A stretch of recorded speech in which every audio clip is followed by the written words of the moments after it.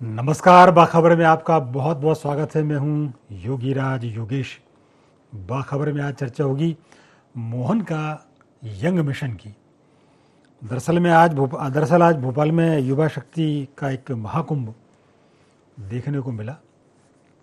प्रदेश भर के युवा मध्य प्रदेश में जुटे और एक अलग उत्साहपूर्ण एक माहौल उस स्थान पर रहा। अपनी कला का प्रदर्शन किया, अपनी शक्ति का प्रदर्शन किया, अपने हुनर का प्रदर्शन किया और मुख्यमंत्री जी ने भी उनकी इस कला का तहे दिल से स्वागत किया। कार्यक्रम शुरू करें उसके पहले देखते हैं इस कार्यक्रम में किसने क्या कहा। आज हमारे अपने मध्य प्रदेश के बच्चे राजस्थान की बॉर्डर पर तन्नौर वाली माता जी की तरफ बड़ी संख्या में बॉर्डर के सिक्योरिटी गार्ड, आर्मी के जवान और वहाँ के कठिन जनजीवन से परिचित होने के लिए जा रहे हैं और युवा महोत्सव के माध्यम से अलग अलग प्रतिभाएं भी अपना प्रदर्शन कर रही है और यहाँ से निकले बच्चे प्रधानमंत्री तक मिलने के लिए जाने वाले। तो ये हमारे राज्य के युवाओं के लिए खेल एवं युवक कल्याण मंत्रालय द्वारा अनूठे प्रकार से और बहुत अच्छे प्रकार से इस पूरे आयोजन को किया गया। मेरी अपनी ओर से बधाई। और ये प्रधानमंत्री की सोच है, इस देश के युवाओं को वो आगे बढ़ाना चाहते हैं और खेल और युवक कल्याण मंत्रालय सभी प्रकार से बॉर्डर पे भी और हमारे लोकतंत्र के सबसे बड़े नायक यशस्वी प्रधानमंत्री से भी मिलने का ये आयोजन कर रहे हैं। प्रदेश के मुख्यमंत्री डॉक्टर मोहन यादव अपनी भाषा, अपनी कार्यशैली से अपना संदेश देने का प्रयास करते हैं, लेकिन धरातल पर उसकी सच्चाई कुछ और होती है। 1 लाख युवाओं को कहाँ से रोजगार दे दिया, वैकेंसियाँ कहाँ निकल गई, सारे युवा परेशान हैं। कहाँ 5-7 लाख लोगों को उन्होंने लोन देकर, कर्जा देकर उनको आत्मनिर्भर दिया। आज भी मध्य प्रदेश के अंदर 55 से 60 लाख युवा बेरोजगार घूम रहे हैं। युवाओं के बारे में बात करते हैं लेकिन युवाओं का ध्यान नहीं रखा जाता। हाँ, वो युवा जरूर इनके हैं जो युवा भारतीय जनता पार्टी के हैं, वो लाभान्वित हो रहे हैं। तो देखिए, मुख्यमंत्री जी बड़े उत्साहपूर्वक बता रहे थे कि मध्य प्रदेश के यंग जो जनरेशन है वो अपने अपने क्षेत्र में कमाल का प्रदर्शन कर रही है। सरकार उनके हितों की चिंता कर रही है, उनके रोटी रोज़गार की चिंता कर रही है। सरकार का यह भी कहना है कि 1 लाख नए रोज़गार के अवसर सृजित किए गए हैं, 1 लाख युवाओं को नौकरियां दी गई हैं और भी विभिन्न सेक्टर में युवाओं के लिए कई प्रोग्राम चलाए जा रहे हैं, कई योजनाएं चलाई जा रही हैं। माँ तुझे प्रणाम एक बड़ा सरकार का महत्वाकांक्षी योजना है जिसमें नई बालिकाओं को बॉर्डरों पर ले जाया जाता है, उनको सैर कराई जाती है। इसके अलावा बहुत सारे विभिन्न सांस्कृतिक और खेल के कार्यक्रम मध्य प्रदेश में आयोजित हो रहे हैं। ये प्रोग्राम भी खेल एवं युवक कल्याण मंत्रालय के द्वारा था, जिसमें प्रदेश भर के युवा भोपाल के रविंद्र भवन में जुटे हैं और कला संस्कृति के माध्यम से अपनी कला का प्रदर्शन कर रहे हैं। खेलों के जगत में अपना नाम रोशन करने वाले युवा भी यहाँ जुटे हैं और एक ऐसी गैदरिंग जिसको देखने का सबको इच्छा हो, ऐसा समन्वय मध्य प्रदेश के भोपाल के रविंद्र भवन में हुआ। युवाओं को लेकर सरकार बड़ा संजीदगी के साथ काम कर रही है। अब एक बात यह ज़रूर है कि बहुत मांग की जाती है, ख़ासतौर पर विपक्षी दलों के द्वारा, कि बेरोज़गारी एक बड़ा संकट है और राज्य सरकार इस दिशा में निपटने में थोड़ी कमज़ोर साबित हुई है। बार बार इस बात को लेकर सवाल उठते रहते हैं कि लोगों को रोज़गार का क्या होगा। तो युवाओं से जुड़े इन पूरे मसले पर बातचीत करेंगे, इस पूरे प्रोग्राम को लेकर बातचीत करेंगे। चर्चा के लिए हमारे साथ एक विद्वानों का, वरिष्ठ पत्रकारों का पैनल हमारे साथ है। चर्चा शुरू करूं तो उसके पहले उनका परिचय मैं आपसे करा दूं। मेरे साथ स्टूडियो में वरिष्ठ पत्रकार प्रकाश सक्सेना जी। प्रकाश जी, प्रोग्राम में आपका बहुत बहुत स्वागत है। ऑनलाइन हमसे जुड़े हैं देवदत्त दुबे जी। दुबे जी, प्रोग्राम में आपका भी बहुत बहुत स्वागत है। जी नमस्कार। हाँ जी, मेरी आवाज़ आपको मिल रही है? जी जी मिल रही। दुबे जी, एक बड़ा प्रोग्राम आज, प्रदेश स्तरीय प्रोग्राम आज रविंद्र भवन में हुआ युवाओं को लेकर, युवा शक्ति को लेकर, और मुख्यमंत्री डॉक्टर मोहन यादव ने उसमें शिरकत की। ये 29वां आयोजन था खेल एवं युवक कल्याण मंत्रालय का और यहाँ विभिन्न प्रकार की खेल सांस्कृतिक गतिविधियाँ हो रही हैं, आयोजन हो रहे हैं और बताया ये भी जा रहा है कि यहाँ की प्रतिभा यहाँ से निकलकर इनकी मुलाकात प्रधानमंत्री नरेंद्र मोदी जी से भी होगी। तो निश्चित तौर पर इस तरह के जो उत्सव होते हैं वो युवाओं में उत्साह का माहौल भी बढ़ते हैं और युवाओं में एक लीडरशिप डेवलप भी करने में बड़ी भूमिका अदा करते हैं। इसके अलावा जो प्रदेश के युवाओं की जो कला होती है उसको निखारने का भी एक अच्छा अवसर होता है। मैं आपसे जानना चाहता हूँ कि पूरे प्रोग्राम को लेकर आपकी एक प्रतिक्रिया और युवाओं को लेकर जो सरकार के द्वारा किए जा रहे प्रयास कितने सार्थक हो रहे हैं। पार्टी समझ चुकी है कि जिस तरह से बिहार में अभी महिला और ये का समन्वय और उन्होंने उत्साहित किया, अब पूरे देश में पार्टी इसी थीम पर चल रही है। और युवाओं को तो वाकई में इतनी प्रतिभाएं छुपी पड़ी हैं, उनको प्लेटफॉर्म की जरूरत है, उनको प्लेटफॉर्म मिलेगा तो अपने मध्य प्रदेश में कितनी प्रतिभाएं। अभी आपने क्रांति गौड़ का देखा होगा कि उसको एक अवसर मिला था मैच का, भले ही वो इत्तेफाक से मिला, लेकिन उसके बाद वो रुकी नहीं और विश्व कप के फाइनल में वो खेली। तो ऐसे ही इन प्रतिभाओं को निखारने का काम बड़े करीने से सरकार कर रही है। ये तीसरा कार्यक्रम हुआ और आज जिस तरीके से मुख्यमंत्री ने उत्साहवर्धन किया युवाओं का, तो उनका एक माहौल था, तालियां बजा रहे थे युवा। तो इससे भविष्य में युवाओं को एक उम्मीद बनी है कि हमें प्लेटफॉर्म मिलेगा, प्रतिभा दिखाने का मौका मिलेगा। बस सरकार को थोड़ी मॉनिटरिंग जरूर करना चाहिए कि कार्यक्रम के बाद भी इस तरह की गतिविधियां होती रहे जिससे उनको मौका मिलता रहे। इनफैक्ट मुख्यमंत्री के सामने तो सब सक्रिय रहते हैं, फिर बाद में कार्यक्रमों में काम लग जाता है। तो एक अच्छा अवसर है कि आप देखते रहिए, ऑब्जर्वेशन करते रहिए कि जहाँ जहाँ युवाओं को जिसमें प्रतिभा है, जिस खेल के प्रति उसकी रुचि है, उसके लिए वो उचित प्लेटफॉर्म मिलता जाए और वो आगे बढ़ते जाए। आपने दुबे जी क्रांति गौड़ का जिक्र किया, निश्चित तौर पर वो प्रतिभाशाली क्रिकेटर तो हैं ही, आजकल उनके डांस भी काफ़ी चर्चा में है, वो बहुत अच्छा नृत्य भी करती हैं। तो मेरे ख्याल से मध्य प्रदेश की जो प्रतिभाएं किसी से कम नहीं है और उनको अवसर मिले तो वो दुनिया में अपना झंडा गाड़ सकती हैं और ऐसा करके भी दिखाया। ऐसे बहुत सारी प्रतिभाएं मध्य प्रदेश में।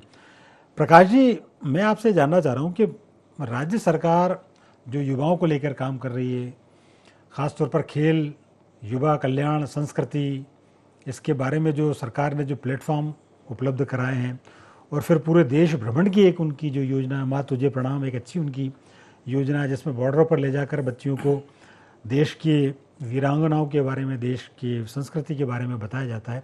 ये कितनी सार्थक होती हैं युवाओं को बूस्टअप करने में, उनका उत्साह बढ़ाने में, उनको अपनी प्रतिभा का अवसर दिखाने में। नहीं, इस तरह के जो टूर्स होते हैं वो निश्चित रूप से प्रोत्साहन देते हैं युवा कलाकारों को, क्योंकि कोई अपना कैरियर बनाता है, कला हो, विज्ञान हो, खेल हो, तो वो उसमें स्पोर्ट्समैन स्पिरिट के साथ साथ पूरी दुनिया को समझने का, अपनी स्किल को डेवलप करने के लिए जब तक वो बाहर नहीं निकलेगा तो नई चीज़ें वो नहीं सीख पाएगा। तो इसलिए पहले भी सरकारें इस तरह के टूर आयोजित करते रहीं। सरकारों ने बहुत अच्छे, पिछली सरकार और वर्तमान सरकार ने भी अच्छे मंच दिए हैं। भारत भवन इसमें एक उदाहरण है कि कलाकारों के लिए मेरे ख्याल से अपने यहाँ तो श्रेष्ठ मंच है वहाँ पे। यदि इसको अच्छी तरह, देश का बड़ा मंच है और उसको अच्छे से एक्टिवेट किया जाए तो कला को काफ़ी प्रोत्साहन मिलेगा। संस्कृति विभाग से संबंधित काफ़ी शिकायतें हैं। हमारी क्षेत्रीय प्रतिभाओं को यदि हम प्रमोट करें, क्योंकि हमारे यहाँ आदिवासी क्षेत्र भी लगता है, शहरी क्षेत्र भी लगता है, लोक कलाएं हमारे यहाँ विभिन्न प्रकार की हैं, लोक नृत्य हैं, और सरकार साल में एक आध बार कार्यक्रम तो करती है, लेकिन उसको उनके डिविजनल लेवल पे इनको इस तरह से प्रमोट करना चाहिए कि वो उसमें अपने को निखारें। हाँ, इनमें भी होता है। तो सरकारें आयोजन करती है इसलिए कि उनको मंच मिले हमारी प्रतिभाओं को। अब मंच देने के साथ साथ उनका इसमें कैरियर, मतलब उनका एक भविष्य निर्माण हो सके, ये रास्ते सरकार को खोलना चाहिए।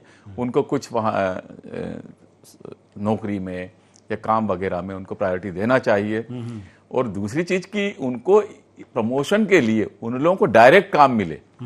भाई, जो नृत्य संगीत ये सब है, इससे प्रदेश का भी नाम होता है, तो डायरेक्ट उनको हम देखते हैं। कई बड़े आयोजन होते हैं तो हम बॉम्बे से बड़े कलाकारों पे 8-8, 10-10 करोड़ खर्च कर देते हैं और क्षेत्रीय कलाकारों को हम प्रमोट नहीं करते। तो थोड़ा सा यहाँ पर एक बराबरी लाए सरकार कि फंडिंग इधर ज्यादा, हमारे क्षेत्रीय कलाकारों के लिए ज्यादा होगी। नहीं, सरकार ने आज अपनी कुछ वो भी गिनाई। मैं एक दो चीज आपको बता दूं। 7 लाख युवाओं को 5,000 करोड़ के ऋण से स्वावलंबन को बढ़ावा दिया। हाँ, ये अच्छा कदम है ये। और वो सरकार मानती है कि युवा शक्ति से भरपूर है राज्य। हाँ। ये और 1 लाख शासकीय पदों पर नौकरियां दी हैं सरकार ने। 2025 को सरकार ने रोजगार और निवेश का युवा वर्ष मनाया है। एमपीपीएससी और कर्मचारी चयन मंडल में भी भर्तियां बहुत तेजी से हो रही हैं। सरकार का लक्ष्य जो है भर्ती संख्या बढ़कर अब 2.5 लाख के आसपास पहुंच जाएगी।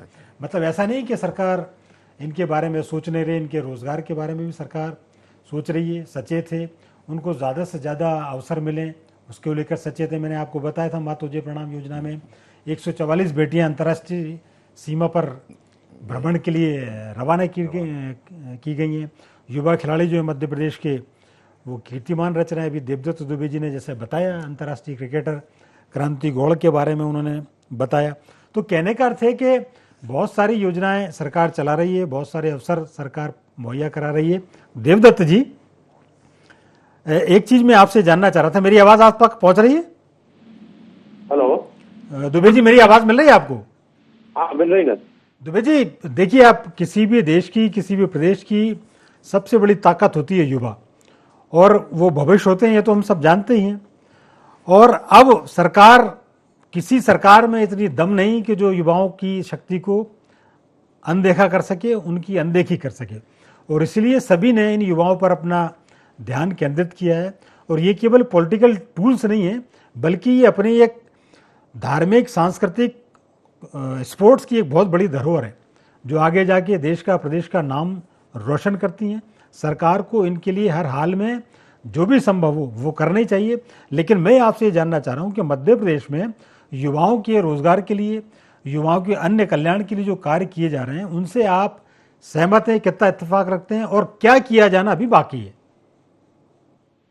देखिए, युवा को यदि आप लिखेंगे तो वायु होता है, जिधर युवा उधर की वायु। इसलिए अब युवाओं को अपनी ओर करना चाहते, भारी तादाद हो गई है। भारत एक युवा देश है, इस समय प्रदेश में भी युवाओं की संख्या है।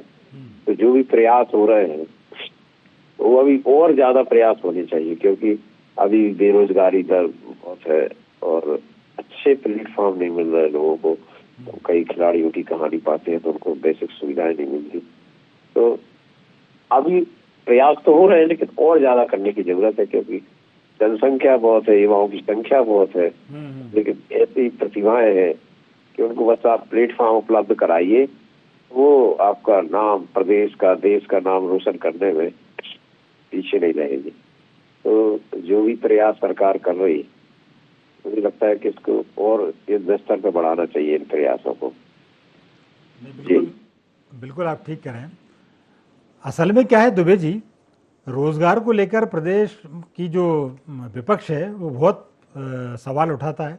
और अभी हमने एक बाइट सुनी कांग्रेस के एक नेता की, वो तो कह रहे थे कि 2.5 लाख बेरोजगार मध्य प्रदेश में, अभी कहाँ से आपने नौकरी दे दी? तो ये एक जो बड़ी चिंता का विषय है। वो तो है ही कि बहुत ज्यादा, मैंने पहले कहा कि बेरोजगारी बहुत है। अभी हर घर में बेरोजगार है, और ये वही घर वाला समझ सकता है जिसका बच्चा पढ़ लिख के आया बेरोजगार है, या जो पढ़ है वो बेरोजगार। तो क्या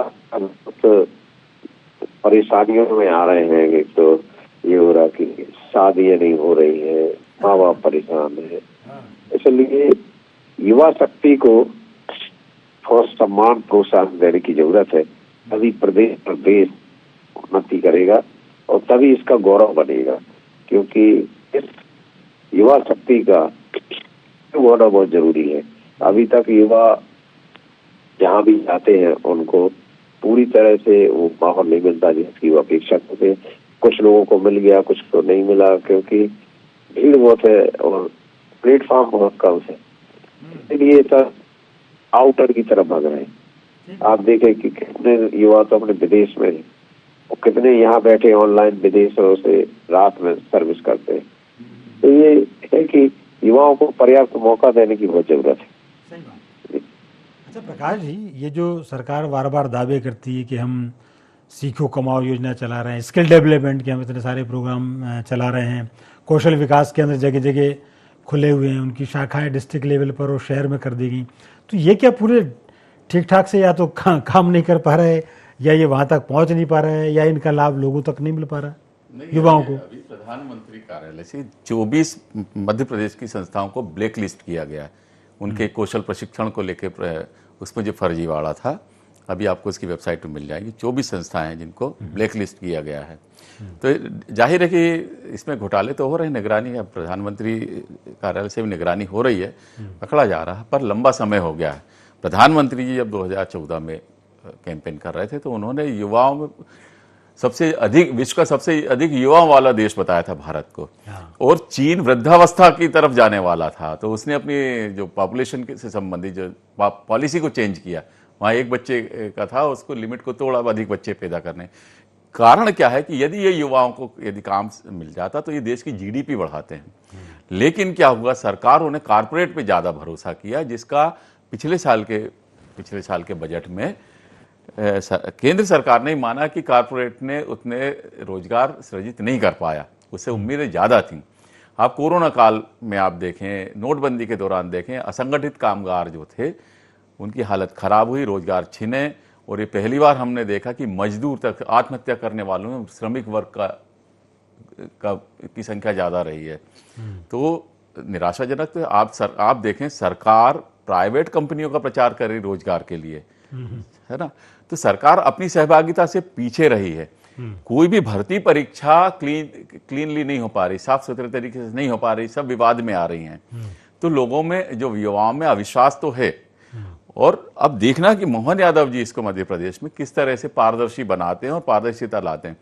पहले भी मैंने कहा था, ये बड़े अखबार की खबर थी कि यूपीएससी के जो असिस्टेंट प्रोफेसर वगैरह के जो पद थे, उसके लिए 70% जो वो थे प्रतिभागी, वो देने नहीं गए एग्जाम, क्योंकि विश्वास उठता जा रहा उनका।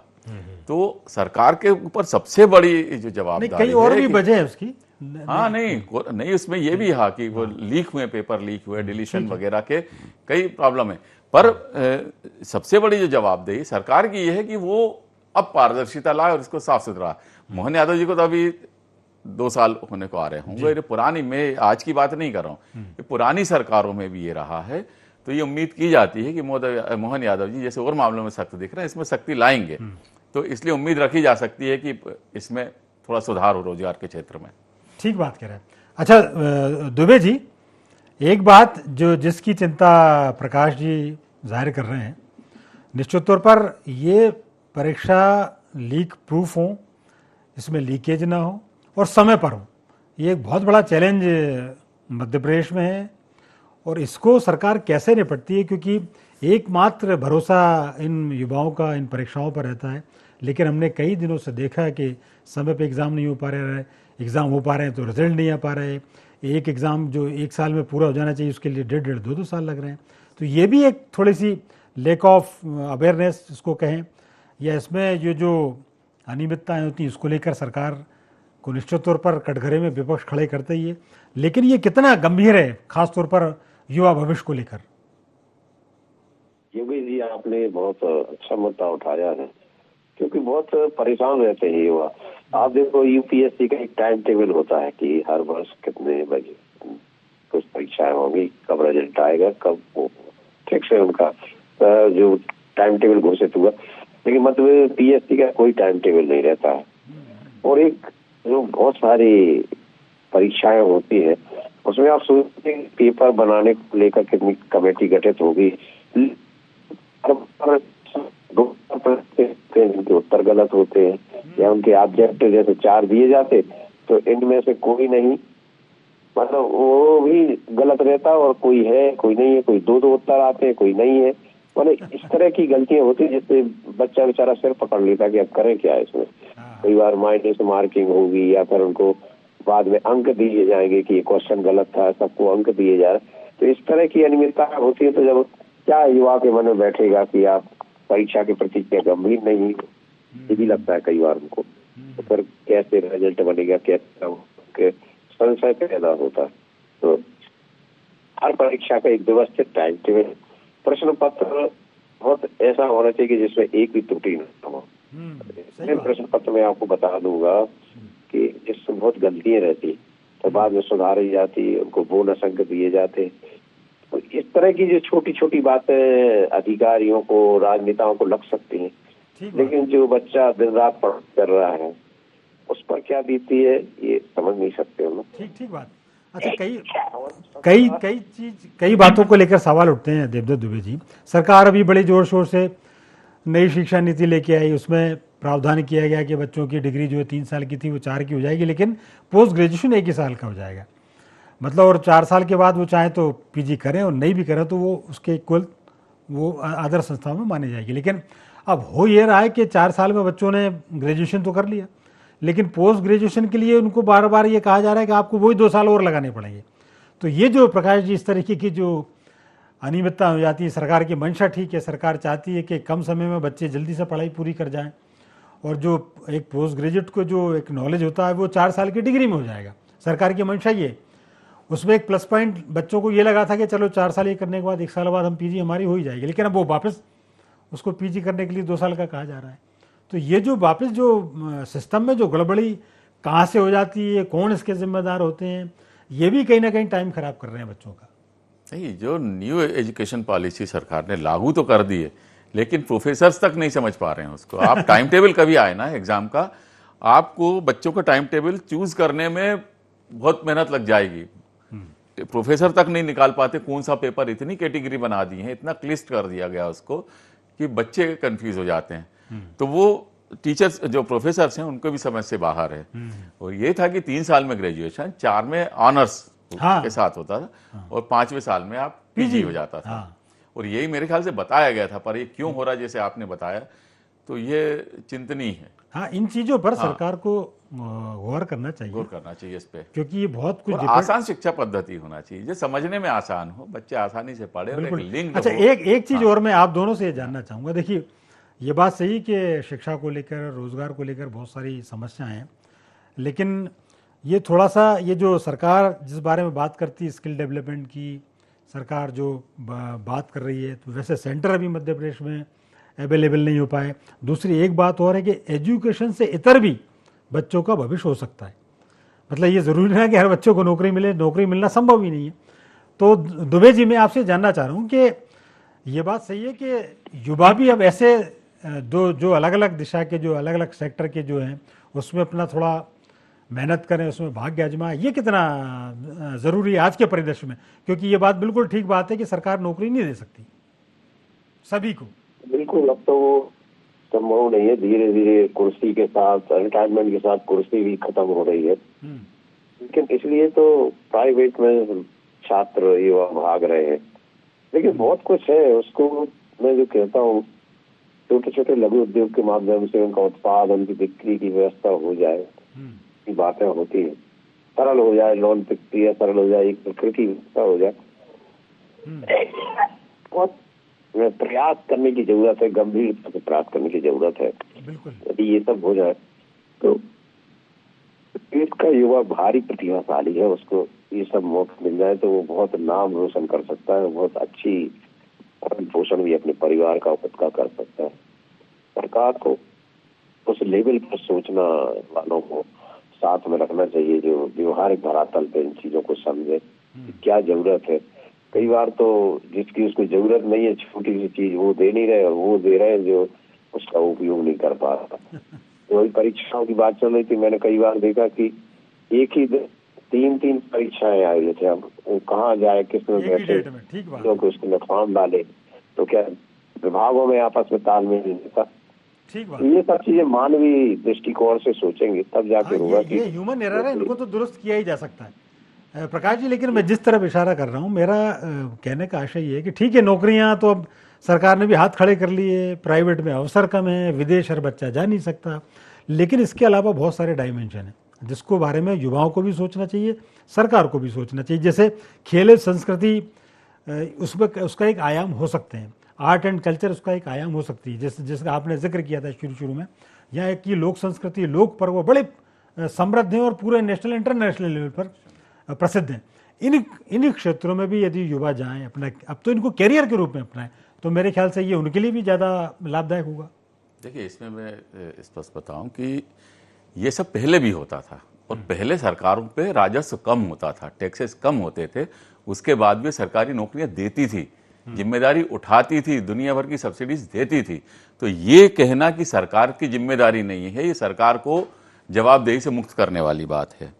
कारण क्या हो रहा है, वो प्राइवेटाइजेशन के बहुत लाभ गिराए थे कि कॉम्पिटिटिव रेट मिलेंगे, क्वालिटी सुधरेगी, सर्विस अच्छी मिलेगी, लेकिन जितना प्राइवेट सेक्टर में इस समय करप्शन हो गया है उतना वो सरकार को मार दे रहा है। करप्शन का सीधा सा इलाज है जनता की पारदर्शिता। ठीक बात। आप जितना हटेंगे पारदर्शिता नहीं रहेगी, और सरकार को जो रेवेन्यू के रूप में पैसा मिलता है वो वापस पब्लिक के बीच में काम के रूप में, रोजगार के रूप में जाएगा, तो वो इकोनॉमी सुधरेगी। दूसरी चीज, मिनिमम रोजगार क्रिएट करने की जवाबदेही तो सरकार की भी होना चाहिए, जो साइकिल को बनाए रखती है। बिल्कुल बिल्कुल ठीक कह रहा है प्रकाश जी, ये सरकार अपनी जिम्मेदारी से भाग नहीं सकती। लेकिन मैं सिर्फ ये कहना चाह रहा था कि युवाओं को भी थोड़ा यदि अन्य दिशाओं में भी सोचे तो मेरे ख्याल से उनके लिए बहुत बेहतर होगा। बहरहाल वक्त अभी इतना ही था। आपने चर्चा में भाग लिया प्रकाश जी, आपका, देवदत्त दुबे जी आपका बहुत बहुत धन्यवाद और शुक्रिया। तो बाखबर में फिलहाल इतना ही। आप हमारे साथ बने रहिए, जुड़े रहिए और देखते रहिए IND24। नमस्कार।